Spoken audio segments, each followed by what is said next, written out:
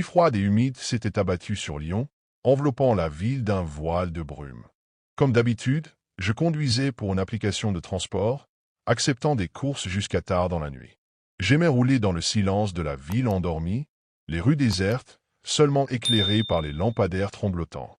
Aux environs de minuit, une notification vibra sur mon téléphone. Une nouvelle course. Je jetai un coup d'œil à l'adresse de prise en charge et une sensation étrange me parcourut l'échine, le cimetière de Loyasse.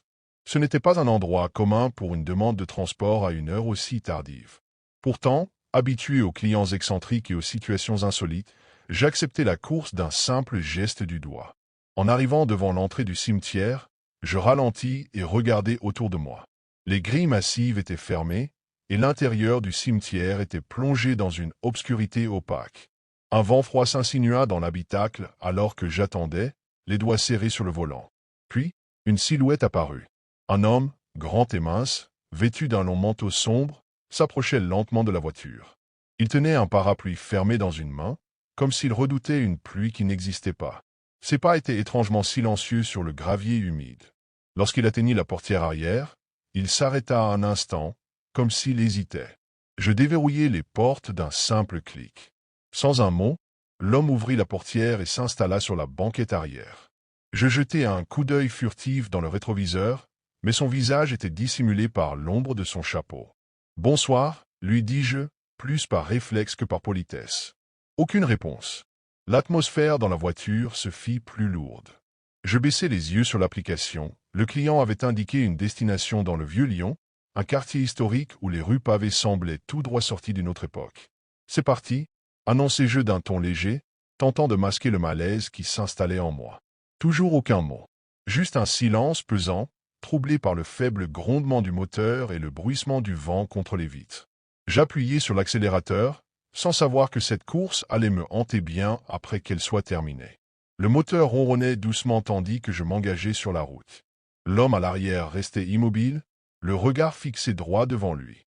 Dans le rétroviseur, je pouvais distinguer son manteau légèrement froissé, ses mains gantées reposant sur ses genoux. Le parapluie noir était posé contre sa jambe, comme s'il tenait absolument à le garder près de lui. Un frisson me parcourut. Il y avait quelque chose d'étrange chez ce passager, une présence pesante, presque oppressante. J'étais habitué aux clients taciturnes, mais ce silence-là était différent. Il n'avait rien d'un simple manque de conversation. Il résonnait dans l'habitacle, s'étalait comme une ombre invisible. Pour chasser mon malaise, je me raclai la gorge et tentai une nouvelle approche. « Vous habitez le Vieux-Lyon » ? Pas de réponse. Pas même un hochement de tête. Je crispai mes doigts sur le volant. Le rétroviseur me renvoyait une image troublante. Mon passager était si immobile qu'il semblait faire partie intégrante du décor, comme une statue oubliée sur la banquette arrière. Seule la lumière intermittente des réverbères qui défilaient projetait des éclats fugaces sur le tissu sombre de son manteau. Un détail attira alors mon attention. Une odeur. D'abord discrète, presque imperceptible, elle se fit plus insistante à mesure que nous avancions. Une senteur âcre, humide, qui s'insinuait dans mes narines et me donnait l'impression de rouler en pleine forêt après une averse. Mais ce n'était pas l'odeur agréable de la terre mouillée après la pluie. Non, c'était autre chose. Une odeur plus lourde, plus organique. Une odeur de terre retournée, de végétation en décomposition. Je jetai un nouveau regard dans le rétroviseur. L'homme n'avait pas bougé. Pourtant, l'air autour de lui semblait plus dense, presque tangible. Un bruit sourd me fit sursauter. Un claquement, à peine perceptible, venu de l'arrière du véhicule. Comme si quelque chose, ou quelqu'un, avait frôlé la carrosserie.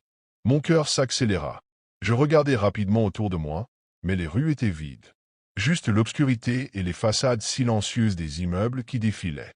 Inspirant profondément, je me convainquis que ce n'était rien. Un courant d'air, un effet de mon imagination fatiguée. Mais l'odeur persistait. Elle s'intensifiait, imprégnant l'intérieur de la voiture d'une manière presque suffocante. Et derrière moi, l'homme restait muet, immobile, comme s'il attendait quelque chose. Nous roulions dans un silence de plomb. Le bruit des pneus sur l'asphalte résonnait étrangement, comme si la ville elle-même retenait son souffle. Le malaise ne me quittait pas. Chaque minute passée avec cet homme à l'arrière accentuait cette sensation oppressante, cette impression diffuse mais persistante que quelque chose n'allait pas. J'aperçus enfin notre destination, Une vieille maison en pierre, nichée dans une ruelle étroite du Vieux-Lyon. L'architecture semblait d'un autre temps, avec ses volets de bois fissurés et sa façade sombre, rongée par les années. Une lampe vacillante au-dessus de la porte projetait une lumière blafarde, rendant l'endroit encore plus lugubre. Je ralentis et me garai devant la bâtisse. Jetant un regard dans le rétroviseur, je m'apprêtais à lui annoncer que nous étions arrivés. Mais le siège arrière était vide. Mon souffle se bloqua dans ma gorge. Je restai figé, la main crispée sur le volant. L'espace où mon passager s'était assis quelques secondes plus tôt était désert. Seul son manteau, soigneusement plié, reposait sur le cuir du siège. Je tournai la tête brusquement, cherchant une explication logique. Peut-être était-il descendu si discrètement que je ne l'avais pas remarqué. Pourtant, je n'avais entendu aucun bruit de portière, aucun mouvement. L'odeur de terre humide, jusque-là diffuse, devint alors insoutenable. Elle imprégnait l'air comme si quelqu'un venait tout juste de creuser la terre sous une pluie battante. Un frisson me glaça l'échine. Je saisis mon téléphone pour vérifier l'application, un besoin irrépressible de me rassurer, de confirmer que cette course avait bien eu lieu. Mais en ouvrant l'historique, mon sang se figea. La course n'existait pas. Aucune trace de mon passage au cimetière de Loyasse, aucune indication d'un trajet jusqu'ici. Mon dernier client répertorié datait d'1 heure plus tôt. Mon cœur battait à tout rompre. Je pivotai lentement vers le manteau abandonné. Il semblait sec, mais une étrange intuition me traversa.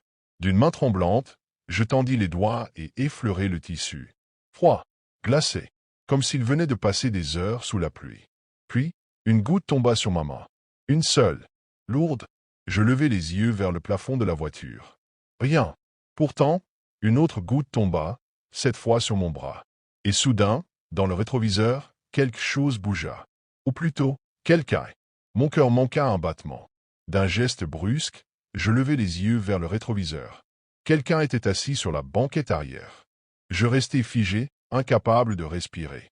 L'ombre n'était pas aussi distincte que tout à l'heure. Elle semblait floue, irréelle, comme un reflet déformé par une vitre embuée. Pourtant, je distinguais nettement la silhouette, haute, élancée, drapée dans un manteau long. Mais, son visage. Là où aurait dû se trouver un visage, il n'y avait rien. Juste une obscurité mouvante, comme si l'air lui-même s'effondrait sur cet espace. Une douleur aiguë me traversa le crâne, un vertige si violent que ma vision se brouilla. Mon instinct me criait de fuir, de sortir de cette voiture au plus vite. Mais mon corps refusait d'obéir, paralysé par une terreur viscérale. Alors, un bruit retentit. Un murmure. Ce n'était pas un son normal. Il semblait venir de partout et de nulle part à la fois, comme un chuchotement porté par le vent, un écho trop lointain pour être compris. Mais il était là, tout autour de moi.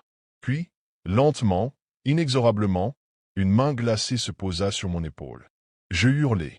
Dans un sursaut de panique, j'ouvris la portière et me jetai hors du véhicule. L'air nocturne me frappa en plein visage, mais je continuai à courir, trébuchant sur les pavés, incapable de m'arrêter. Lorsque je finis par oser un regard en arrière, ma voiture était toujours là, moteur allumé, phare éclairant la façade décrépite de la maison. Mais l'arrière du véhicule était vide.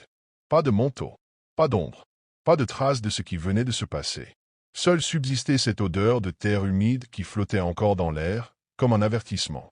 C'est alors qu'une voix brisa le silence derrière moi. « Qui cherchez-vous, monsieur ?» Je me retournai vivement. Un vieil homme se tenait sur le seuil d'une maison voisine, l'air curieux mais prudent. « Vous avez vu quelqu'un descendre de ma voiture ?» Balbutiai-je, la gorge nouée. Le vieillard fronça les sourcils. « Personne n'est sorti de votre voiture. J'ai tout vu d'ici. Vous êtes arrivé seul. » Mon corps se glaça. J'avais envie de protester, de lui dire qu'il se trompait, que j'avais bel et bien pris un passager au cimetière de Loyasse. Mais en ouvrant la bouche, aucun son n'en sortit. L'homme me dévisagea un instant, avant de jeter un regard vers ma voiture toujours allumée. « Vous devriez partir, » dit-il finalement d'un ton grave. « Ce n'est pas un endroit où il fait bon s'attarder la nuit. » Son avertissement fit naître un frisson au creux de mon dos. Quelque chose dans son regard me fit comprendre qu'il savait. Peut-être pas tout, mais assez pour ne pas poser de questions. D'un pas hésitant, je retournai vers ma voiture. Mes mains tremblaient lorsque j'ouvris la portière et m'installai derrière le volant.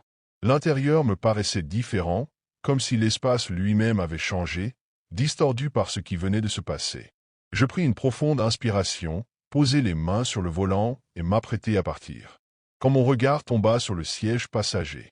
Là, posé sur le cuir, se trouvait le parapluie noir du passager. Je sentis mon estomac se nouer. J'étais certain qu'il l'avait emporté avec lui. Pourtant, il était là, intact, comme si on l'avait volontairement laissé pour moi. Ma gorge se serra. Je tendis lentement la main vers l'objet, mais au moment où mes doigts l'effleurèrent, une nouvelle odeur m'assaillit. Forte, âcre, comme si j'avais ouvert une tombe. Mon souffle se coupa. L'air devint glacial autour de moi. Dans le silence pesant, j'entendis un bruit. Un chuchotement. Il provenait de la banquette arrière. D'un geste incontrôlé, je tournai la tête. Et mon sang se figea. Dans le reflet du rétroviseur, un visage me fixait. Pâle, décomposé. Des orbites noires béantes là, où auraient dû être des yeux. J'écrasai la pédale d'accélérateur. La voiture bondit en avant, dérapant sur les pavés mouillés alors que je quittais la ruelle à toute vitesse.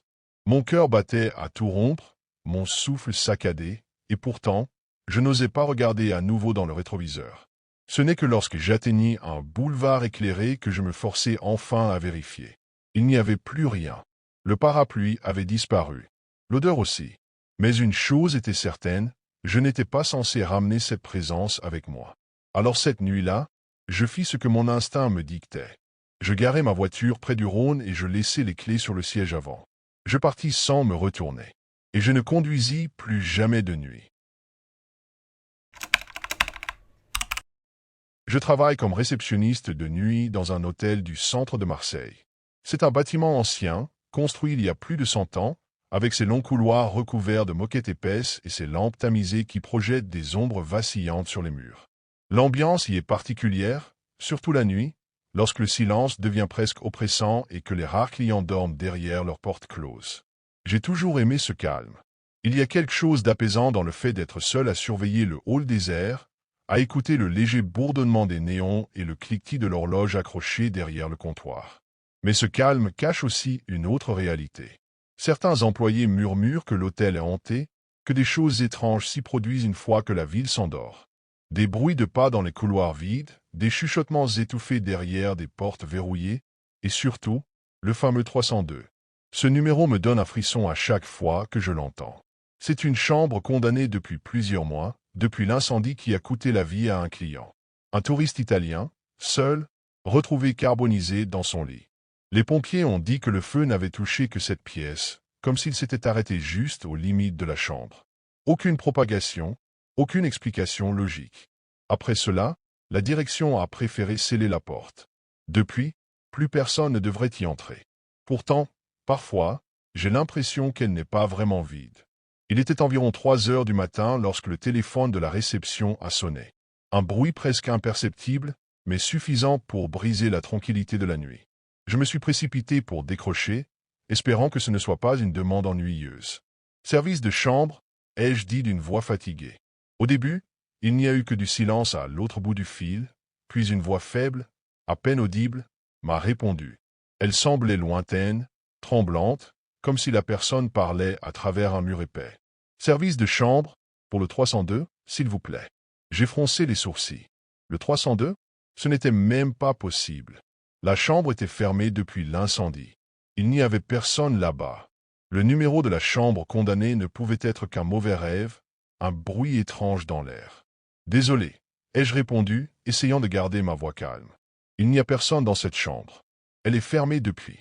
Mais la voix a coupé la mienne, m'interrompant d'un ton désespéré. « S'il vous plaît, a-t-elle supplié. J'ai besoin de quelque chose à manger. » Je me suis figé. Quelqu'un qui demande à manger à une heure aussi tardive, dans une chambre qui n'est même pas censée être occupée. Quelque chose n'allait pas. Mon cœur a commencé à battre plus vite, une vague de malaise envahissant ma poitrine. Je m'apprêtais à raccrocher, pensant que c'était peut-être une mauvaise blague, mais avant que je puisse réagir, la ligne s'est coupée brusquement. J'ai jeté un coup d'œil au téléphone. Le fil était toujours hors du combiné, comme si quelqu'un venait tout juste de le reposer. Mais, qui? Et comment quelqu'un pouvait-il être dans cette chambre? Instinctivement, j'ai pris la clé du 302. Il fallait que j'aille vérifier. Je me suis levé précipitamment, le cœur battant à toute vitesse. La nuit était étrangement silencieuse, l'air glacé me frappant au visage dès que j'ai ouvert la porte de la réception. Les lumières tamisées du hall semblaient avoir perdu de leur éclat, et chaque bruit, même le plus léger, semblait amplifié. Je me suis dirigé vers l'ascenseur, appuyant sur le bouton avec une main tremblante. L'attente semblait interminable. Quand les portes se sont enfin ouvertes, j'ai pris une grande inspiration avant de monter à l'étage. Le couloir du 3e étage était aussi silencieux que la tombe. La moquette épaisse absorbait mes pas, rendant l'atmosphère encore plus pesante. J'ai avancé lentement, observant chaque porte, chaque ombre. Lorsque je suis arrivé devant la chambre 302, j'ai ressenti un frisson glacial me parcourir l'échine. La porte était légèrement entrebâillée, comme si elle m'invitait à entrer. Il n'y avait pas de lumière, mais quelque chose m'attirait irrésistiblement vers elle. Je me suis approché de la porte, et là, dans l'encadrure, j'ai aperçu une silhouette sombre qui se tenait immobile près de la fenêtre, dos à moi. Elle semblait regarder dehors, dans l'obscurité. Mon souffle s'écoupait. Il faisait si sombre que je ne pouvais distinguer de détails précis, mais la silhouette était là, parfaitement nette dans la pénombre. Au départ, je n'ai pas bougé, mon esprit tentant de comprendre ce que je voyais. Peut-être un reflet, ou l'ombre d'un client distrait. Mais quelque chose n'allait pas. Le mouvement était trop figé, trop mécanique. Et, surtout, je n'entendais aucun bruit, aucun souffle, aucune respiration.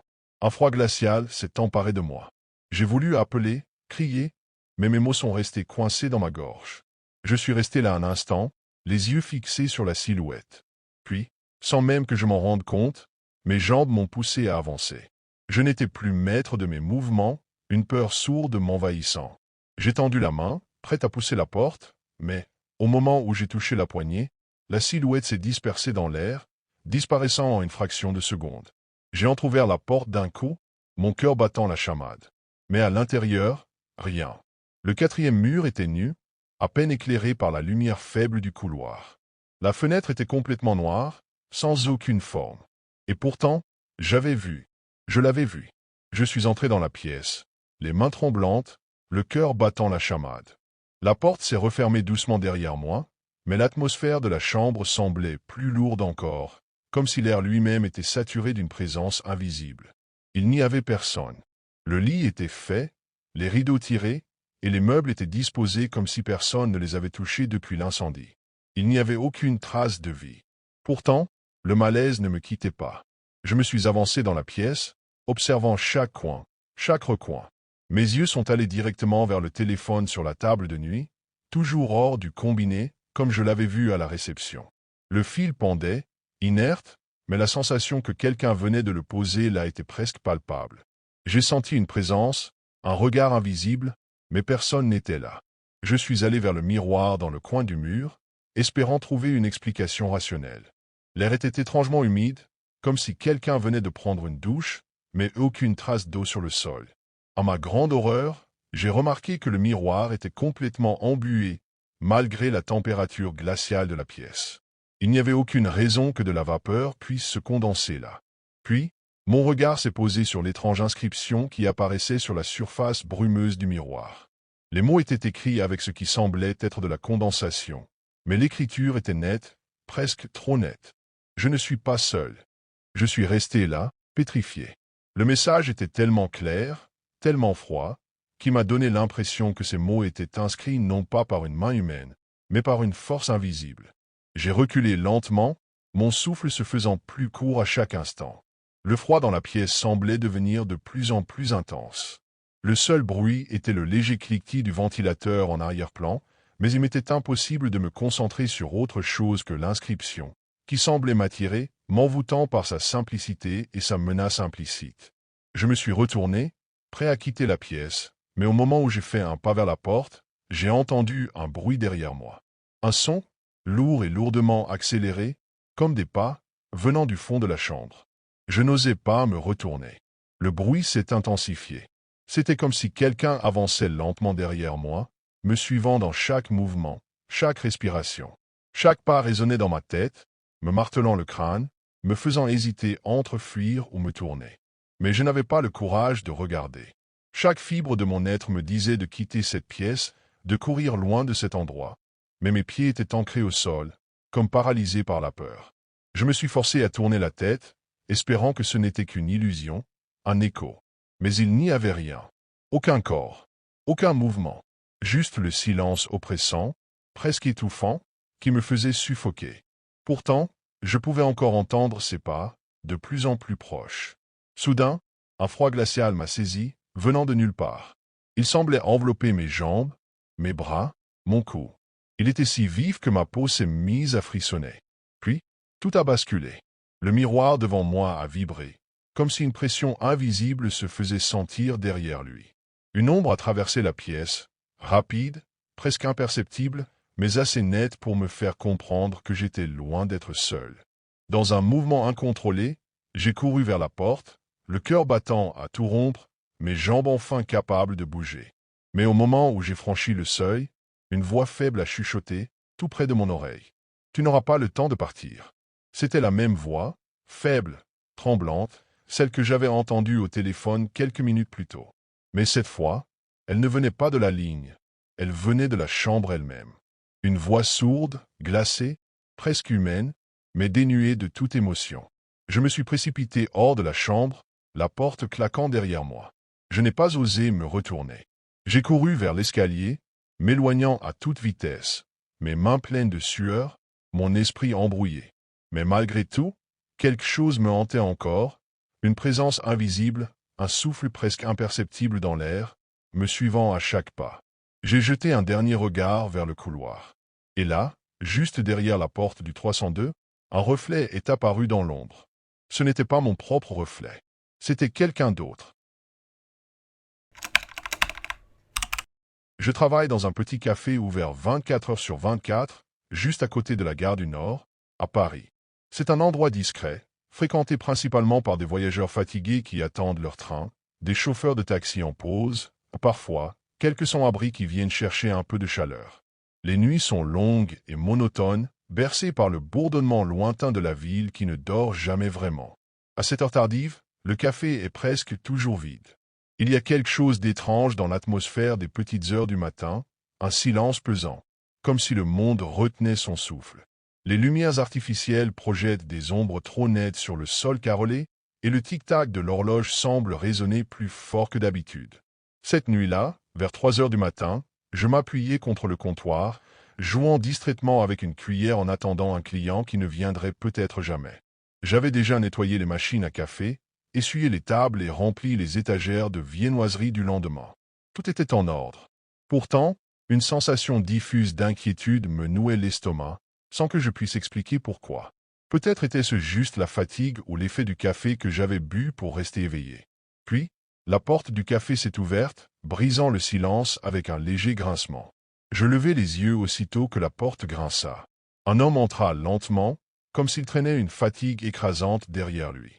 Son allure me fit immédiatement froncer les sourcils. Il était vêtu d'un manteau élimé et couvert de taches sombres, comme si la suie ou la poussière s'y était incrustée.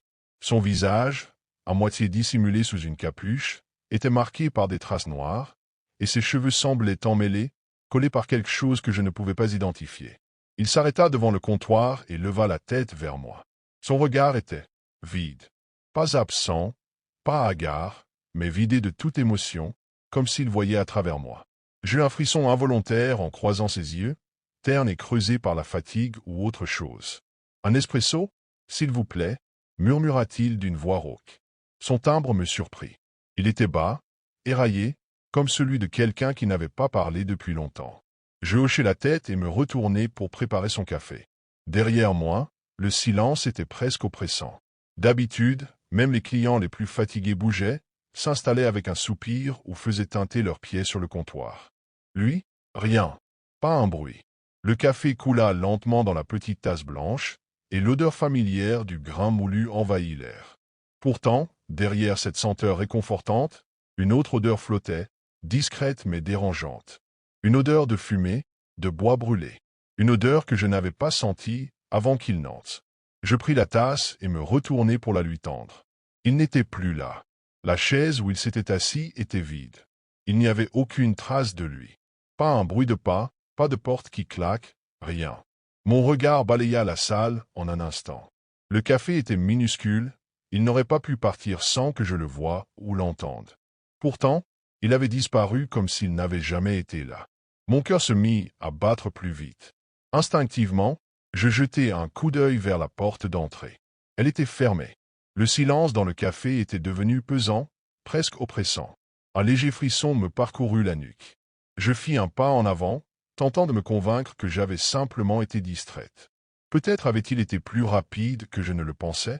Peut-être que, absorbé par la préparation du café, je n'avais pas remarqué son départ. Mais quelque chose n'allait pas. Je posai la tasse encore fumante sur le comptoir et fis quelques pas vers la table où il s'était assis. Il n'y avait rien.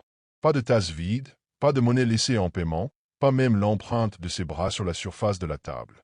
Comme si personne ne s'y était jamais installé. Un détail me fit frissonner davantage.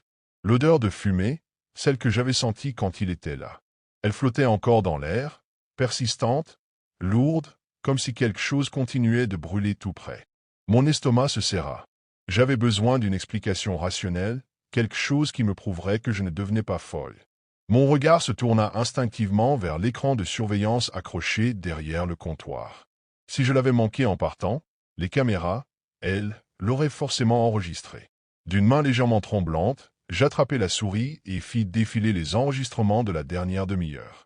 L'image granuleuse montrait l'intérieur du café sous plusieurs angles. Je vis la salle vide, moi derrière le comptoir. Puis, la porte s'ouvrit. Mon souffle se coupa. Sur l'écran, la porte bougea légèrement, comme si un courant d'air l'avait poussée. Mais personne n'entra. Aucun homme en manteau brûlé, aucun client fatigué. Rien. Pourtant, quelques secondes plus tard, une chaise près du comptoir se mit à bouger toute seule, lentement, avant de s'arrêter. Et soudain, il était là, assis à la table. Aucun mouvement d'entrée. Il n'était pas arrivé par la porte. Il était juste apparu. Je reculai instinctivement de l'écran, une sueur froide glissant le long de ma nuque. Ce n'était pas possible. C'était un bug, une erreur, une illusion due à la fatigue. Mon regard revint sur la table où il s'était assis. Elle était parfaitement intacte, comme si rien ne s'était jamais passé. Mais l'odeur de fumée, elle, persistait toujours. Le lendemain matin, j'étais encore troublé par ce qui s'était passé. J'avais à peine dormi après mon service, hanté par l'image de cet homme qui était apparu et disparu sans laisser de traces. J'essayais de me convaincre que j'avais rêvé, que mon esprit fatigué m'avait joué un tour. Mais les images des caméras étaient bien réelles. J'arrivai au café un peu plus tôt que d'habitude, une sensation étrange pesant sur ma poitrine. Avant de commencer mon service, je me servis un café et m'installai à une table, espérant chasser cette angoisse diffuse. C'est alors que mon regard tomba sur un journal abandonné sur une chaise. Distraitement, je le pris et parcourus les gros titres. Et c'est là que mon souffle se coupa net. Incendie mortel près de la gare du Nord, un sans-abri retrouvé carbonisé dans un bâtiment abandonné. Mon sang se glaça. Mes mains crispées sur le papier, je lus fébrilement l'article. L'incendie s'était déclaré tard dans la nuit, aux alentours de 3 heures du matin. La victime n'avait pas encore été identifiée, mais les premières déclarations indiquaient qu'il s'agissait d'un homme vivant dans la rue. Puis, je vis la photo. Mon cœur manqua un battement. C'était lui. Son visage, marqué par la fatigue et la misère, était le même que celui de l'homme que j'avais vu. Les mêmes traits creusés, le même regard vide. Je lâchai le journal comme s'il m'avait brûlé. Tout mon corps était parcouru de frissons. J'avais servi un café à un homme mort. Un homme qui était apparu de nulle part. Un homme dont l'odeur de fumée flottait encore autour de moi, comme s'il n'était jamais vraiment parti.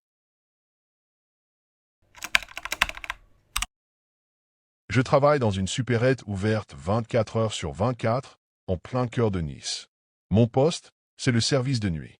De minuit à 8 heures du matin, je suis seul ici, à m'occuper des rayons, à encaisser les rares clients qui passent et à tuer le temps comme je peux. J'ai toujours préféré travailler la nuit.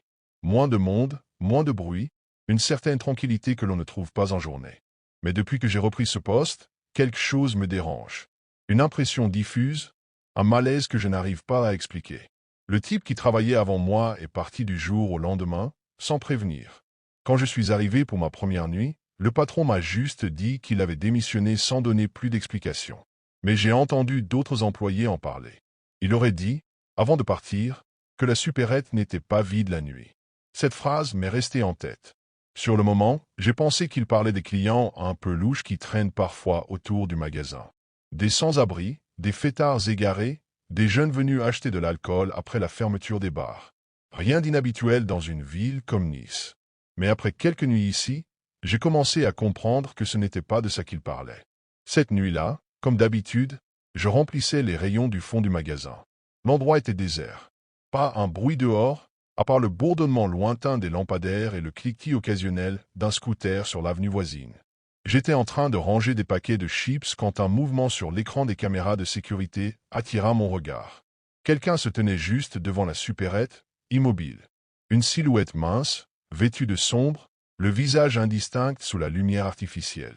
L'inconnu ne bougeait pas.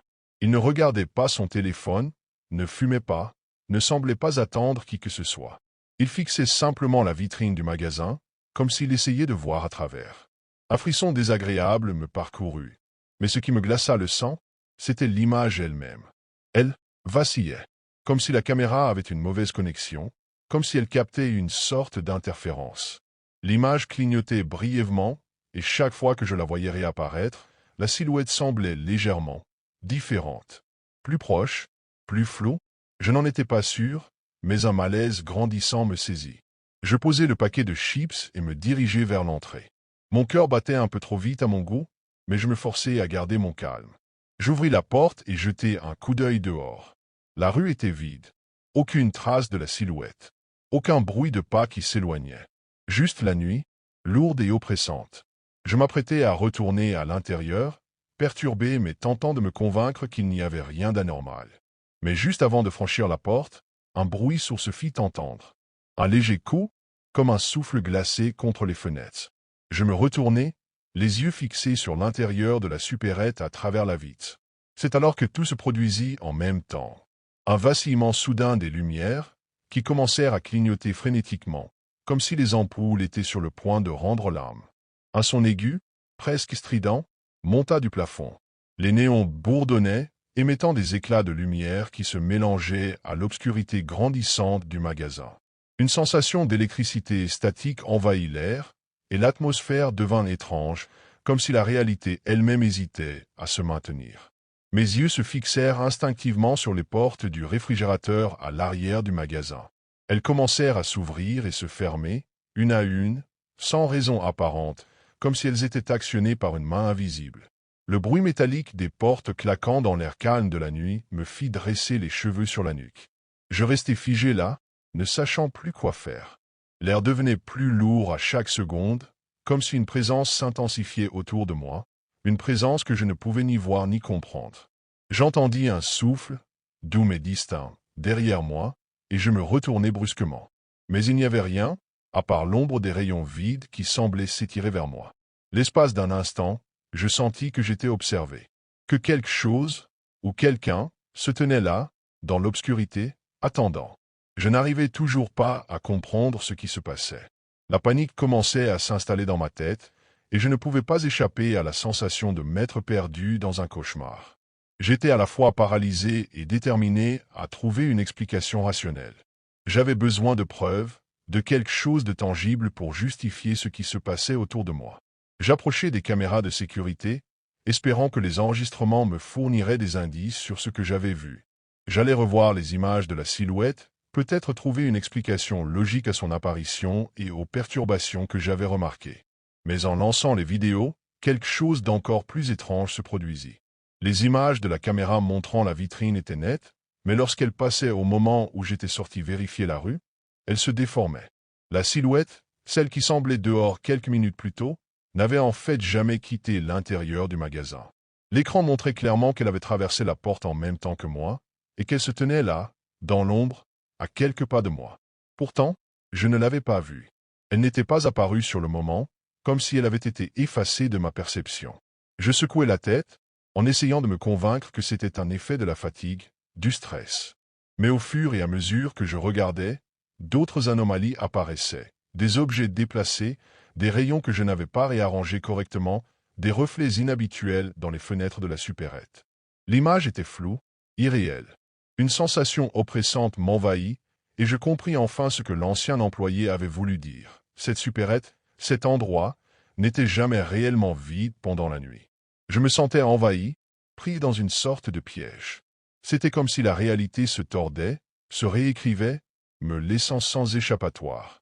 Je ne savais plus quoi faire. Chaque nuit suivante semblait plus étrange que la précédente.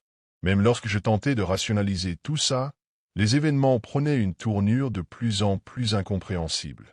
Les portes des réfrigérateurs continuaient de s'ouvrir et se fermer sans raison, les lumières clignotaient, et parfois, je sentais des présences se déplacer dans les ombres. Des murmures à peine audibles s'élevaient dans le silence pesant de la nuit, comme des voix lointaines chuchotant des secrets que je n'étais pas censé entendre. Un soir, alors que je rangeais des boîtes de conserve, je vis à nouveau la silhouette à travers les caméras. Mais cette fois, elle n'était pas dehors. Elle était derrière moi, juste derrière le comptoir. Un frisson glacé me parcourut, et je me retournai vivement.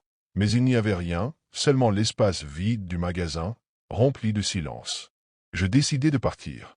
Je n'en pouvais plus. Les nuits passaient, et la sensation d'être observé, traqué, ne disparaissait jamais.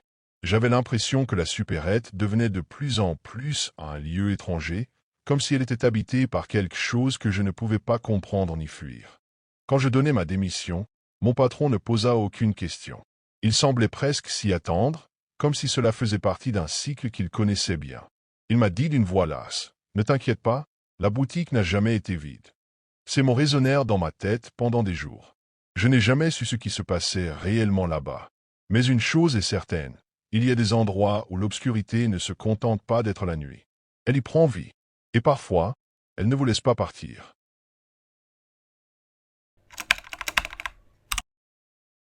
Je m'appelle Mathieu, et depuis 6 mois, je travaille comme agent de sécurité de nuit dans une entreprise de télécommunications à Toulouse. Mon travail est simple, surveiller les caméras, vérifier que les alarmes fonctionnent correctement et signaler toute anomalie. La plupart du temps, il ne se passe rien. Juste le silence, entrecoupé par le bourdonnement des néons fatigués du poste de surveillance. L'immeuble est grand, trop grand pour être aussi vide. Il compte 6 étages, mais seul le rez-de-chaussée et les 3 premiers niveaux sont encore utilisés. Le 4e et le 5e sont en rénovation, laissés à l'abandon depuis des années, avec des bureaux vides et des meubles recouverts de bâches poussiéreuses. Quant au sous-sol, il est interdit d'accès. Officiellement, à cause d'une fuite de gaz survenue il y a 8 ans, qui aurait rendu l'air irrespirable. Depuis, il a été condamné, et personne n'y descend plus. Les nuits ici sont longues.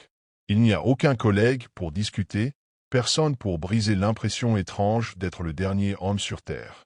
J'ai pris l'habitude de boire mon café en regardant les écrans de surveillance, espérant secrètement voir un mouvement qui briserait la monotonie. Mais à part les lampadaires de la rue qui clignotent parfois, il n'y a rien. Juste moi, le silence et l'immensité sombre de l'immeuble désert. Enfin, c'est ce que je pensais. Jusqu'à ce que le téléphone commence à sonner. La première fois que le téléphone a sonné, j'ai sursauté. Le bruit a résonné dans la pièce vide, brisant le silence d'une manière presque agressive. J'ai jeté un coup d'œil à l'écran. C'était une ligne interne, un numéro que je ne reconnaissais pas. Rien d'étonnant à première vue, il y avait des dizaines de lignes enregistrées dans le système. J'ai décroché. Poste de surveillance, Mathieu à l'appareil. Silence. Pas un bruit, à part un léger grésillement, comme une mauvaise connexion. Allô? Il y a quelqu'un? Rien. Juste ce souffle. Lent, profond. Comme si quelqu'un était là, écoutant, respirant. J'ai attendu quelques secondes avant de raccrocher. Probablement une ligne défectueuse. Peut-être un vieux poste oublié dans un bureau inutilisé. Ça arrive parfois. J'ai noté l'incident dans mon rapport et j'ai essayé de l'oublier. Mais 3 nuits plus tard, ça a recommencé. Même numéro, même silence, même respiration.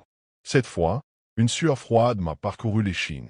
J'ai vérifié l'origine de l'appel dans le système. Quand j'ai vu le résultat, mon cœur a raté un battement. La ligne provenait du sous-sol. C'était impossible. L'étage était condamné depuis 8 ans. Tous les accès étaient verrouillés. Aucun téléphone ne devait encore être fonctionnel là-bas. J'ai immédiatement contacté mon superviseur. Il m'a répondu avec un soupir agacé, m'expliquant que c'était sûrement un vieux circuit encore actif dans le système. « Ignore-le, ça finira par s'arrêter », a-t-il dit avant de raccrocher. J'ai essayé de suivre son conseil. Mais la nuit suivante, le téléphone a sonné à 3 heures du matin, puis encore à 3h27, puis à 3h52. Toujours la même chose. Et puis, hier soir, juste après un de ces appels, quelque chose d'autre s'est produit. La lumière au plafond a clignoté et mon ordinateur s'est allumé tout seul. Un fichier audio venait d'apparaître sur l'écran. J'ai fixé l'écran, le souffle coupé. Le fichier n'était pas là une seconde plus tôt. Son nom était un simple assemblage de chiffres et de lettres sans signification apparente. X04B13. J'ai hésité. Mon instinct me criait de ne pas ouvrir ce fichier, mais ma main, comme animée d'une volonté propre, a saisi la souris. Un simple double-clic, et le lecteur audio s'est lancé. D'abord, rien. Juste un grésillement sourd, semblable à celui des vieilles cassettes endommagées. Puis, un bruit de fond, faible mais distinct. Une respiration, lente, râpeuse, comme si quelqu'un expirait avec difficulté, juste à côté du micro. J'ai senti un frisson glacial remonter le long de ma nuque. Et puis, au milieu de ce souffle irrégulier, une voix. Un murmure. Un seul mot. Mon prénom. Mathieu. J'ai reculé si vite que ma chaise a basculé en arrière, s'écrasant contre le sol dans un bruit assourdissant. Mon cœur battait à tout rompre, mes mains tremblaient. C'était une blague. Ça ne pouvait être qu'une blague. Quelqu'un dans l'entreprise s'amusait à me faire peur. Un programmeur qui s'ennuyait, un ancien employé qui avait laissé un enregistrement sur le réseau interne. J'ai forcé mon esprit à rationaliser, à trouver une explication logique. Mais une autre pensée me hantait, une pensée que je refusais d'accepter. Si la ligne provenait bien du sous-sol, alors ce fichier aussi. Et si ce n'était pas une mauvaise plaisanterie? Si quelqu'un, ou quelque chose, essayait de me contacter depuis cet étage condamné. J'ai rassemblé mon courage et j'ai décidé d'en avoir le cœur net. J'allais descendre au sous-sol. J'ai pris la lampe torche accrochée à ma ceinture et me suis dirigé vers la porte du sous-sol. Mon badge d'accès ne fonctionnait pas sur le lecteur électronique, évidemment. Cet étage était désactivé depuis des années. Mais j'avais une clé de sécurité universelle, une vieille clé métallique censée n'ouvrir que certaines zones restreintes du bâtiment. J'ai inspiré profondément et l'ai insérée dans la serrure. Un déclic. La porte s'est ouverte dans un grincement lugubre, libérant une bouffée d'air stagnant, chargée d'une odeur âcre de moisi et de métal oxydé. L'obscurité devant moi était totale, un tunnel noir qui semblait absorber la lumière de ma torche. Je suis descendu lentement. Les marches en béton résonnaient sous mes pas, et plus je progressais, plus le silence me pesait. Pas un bruit, pas le moindre souffle d'air. Juste ce vide oppressant qui me donnait l'impression d'être aspiré dans un autre monde. Au bas des escaliers, un long couloir s'étendait devant moi, bordé de bureaux abandonnés. Les vitres des portes étaient couvertes de poussière, et derrière, on devinait des meubles renversés, des papiers éparpillés, comme si l'étage avait été quitté dans la précipitation. Puis, je l'ai vu. Au bout du couloir, contre le mur, un vieux téléphone fixe, accroché à un panneau métallique couvert d'inscriptions techniques effacées par le temps. Le combiné était décroché. Mes doigts se sont crispés autour de la lampe torche. C'était impossible. Personne ne pouvait être descendu ici. La porte était fermée, l'accès interdit. Et pourtant, ce téléphone était décroché. J'ai avancé lentement, mon cœur battant dans mes tempes. Quand j'ai tendu la main pour toucher le combiné, un bruit sec a retenti derrière moi. Un clac, comme si une porte venait de se refermer. Je me suis retourné d'un coup, balayant la pièce avec ma lampe. Personne. Mais alors que je reprenais mon souffle, un son a émergé du silence. Une voix, pas celle du téléphone. Une voix lointaine, étouffée, comme si elle venait de derrière les murs. Elle chuchotait quelque chose. Mon prénom. Mathieu. Descends. Mon sang s'est glacé. La voix était faible, sifflante, comme si elle se frayait un chemin à travers les murs eux-mêmes. Je voulais fuir. Tout mon corps me hurlait de remonter ces escaliers, de quitter ce sous-sol maudit et d'oublier tout ça. Mais quelque chose m'a retenu. Une peur plus profonde encore que celle de l'inconnu. Et si je partais sans comprendre, je me suis avancé. Chaque pas résonnait étrangement, comme si le couloir était plus grand, plus creux qu'il ne l'était réellement. La voix se répétait, plus proche maintenant, toujours chuchotante, s'infiltrant dans mon esprit comme un écho impossible. Mathieu, descends. Mais descendre où? J'ai regardé autour de moi, et c'est là que je l'ai vu. Une trappe métallique, à moitié dissimulée sous un vieux bureau renversé. Elle portait une inscription presque effacée. Accès technique, secteur 04B. X04B13. Le fichier audio. Ce n'était pas un code aléatoire. C'était un endroit. Ma gorge s'est serrée. Je n'aurais jamais dû faire ça. Mais j'ai tendu la main et j'ai tiré sur la poignée. La trappe s'est ouverte dans un grincement lugubre, révélant un escalier de métal qui plongeait dans une obscurité encore plus profonde. Un air froid et rend s'en échappait, chargé d'une odeur âcre de rouille et d'autre chose. Quelque chose de plus organique. J'ai pointé ma lampe vers le bas et c'est à ce moment-là que j'ai compris. Il y avait quelque chose en bas. Une silhouette immobile, debout dans les ténèbres. Pas un reflet, pas une ombre. Quelqu'un, ou quelque chose, m'attendait. Le téléphone a sonné. Un son strident, déchirant le silence, venant du combiné décroché derrière moi. J'ai tourné la tête, juste un instant.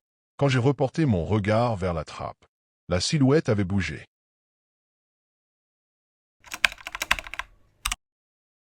Je travaille dans les archives d'un vieil hôpital de Bordeaux. Mon service commence à minuit et se termine au lever du soleil. Pendant ces heures, je suis seul dans une pièce exiguë, entourée d'étagères métalliques où s'empilent des dossiers jaunis par le temps. L'odeur de papier humide et de poussière flotte dans l'air, et le silence n'est interrompu que par le bourdonnement des néons fatigués, qui clignotent parfois, projetant des ombres tremblantes sur les murs. Les archives sont situées au sous-sol, loin de l'agitation des couloirs hospitaliers. Ici, personne ne vient. Personne, sauf moi. C'est un endroit oublié, où s'accumulent des décennies de documents que plus personne ne consulte. Mon travail consiste à trier ces montagnes de papier, à classer les plus anciens, à détruire ceux qui ne servent plus. Une tâche monotone, mais qui me convient. L'isolement ne me dérange pas. Au contraire, il me rassure. Dans un coin de la pièce, posé sur une table couverte de feuilles éparpillées, il y a un vieux télécopieur. Un modèle obsolète, dont l'écran est terni par le temps. Il est là depuis toujours, mais personne ne l'utilise. D'ailleurs, je doute même qu'il fonctionne encore. Parfois, en plaisantant, je me dis que cet appareil appartient à une autre époque, comme un vestige oublié d'un monde qui n'existe plus. Cette nuit-là, tout semblait normal. Je feuilletais un dossier médical datant des années 50, essayant de déchiffrer une écriture tremblante, quand j'ai senti un courant d'air glacial me frôler la nuque. J'ai relevé la tête, perplexe. Il n'y avait pas de fenêtre ici, et la porte était bien fermée. Pourtant, l'air autour de moi semblait plus lourd, plus froid. Un frisson a parcouru mon échine. Mais j'ai repris mon travail, me convainquant que c'était juste la fatigue. J'étais loin d'imaginer que cette nuit ne serait pas comme les autres. Alors que je classais un dossier dans l'une des étagères du fond, un bruit soudain a brisé le silence. Un son mécanique, grinçant, suivi d'un léger bourdonnement. J'ai sursauté et me suis retourné brusquement. Le télécopieur. Il venait de s'allumer tout seul. Je suis resté figé quelques secondes, le cœur battant.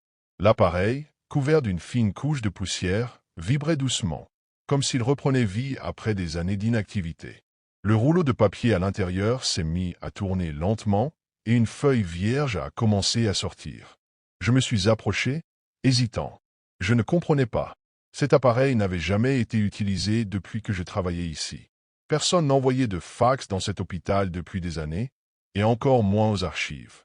Pourtant, une page s'imprimait sous mes yeux, comme si quelqu'un, quelque part, essayait de me transmettre un message.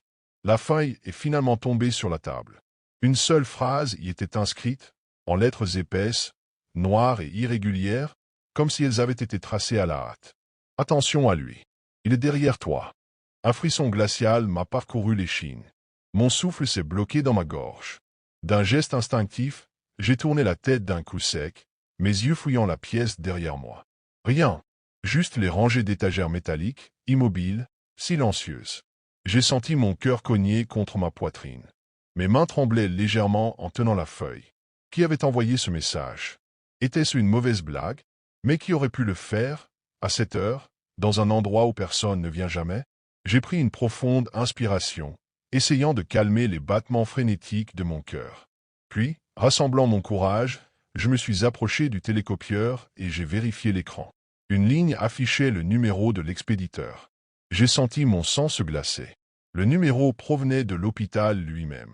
Je n'aurais peut-être pas trouvé cela si inquiétant, si ce n'était pas celui d'une aile qui avait été démolie il y a plus de 10 ans. Mes doigts tremblaient légèrement lorsque j'ai saisi mon téléphone pour vérifier le registre interne de l'hôpital. Chaque département, chaque service possédait une ligne dédiée, et je connaissais ce système par cœur.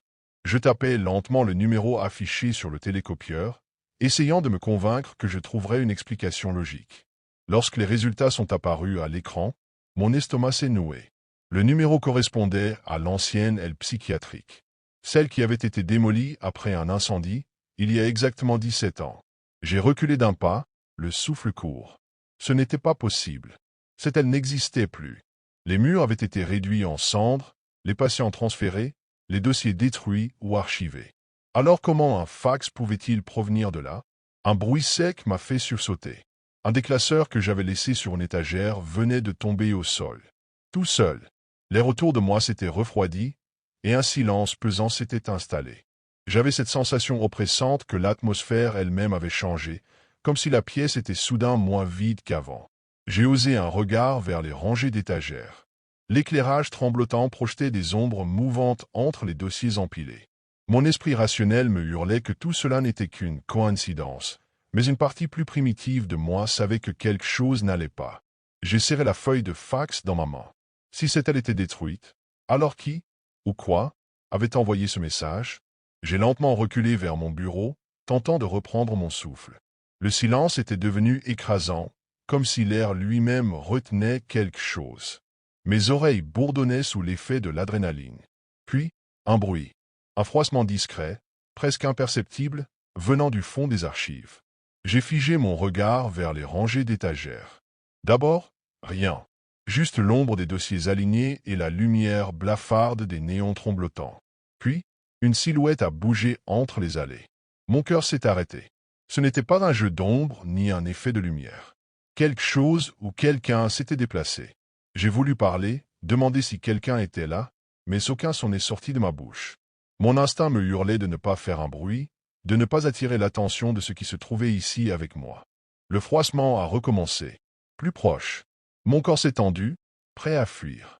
Mais alors que je reculais d'un pas, le télécopieur a recommencé à imprimer. Le son mécanique a brisé le silence comme un hurlement. Une nouvelle page est sortie lentement. Je l'ai arrachée avant même qu'elle ne tombe sur la table. Une phrase, écrite dans la même encre noire et épaisse que la première.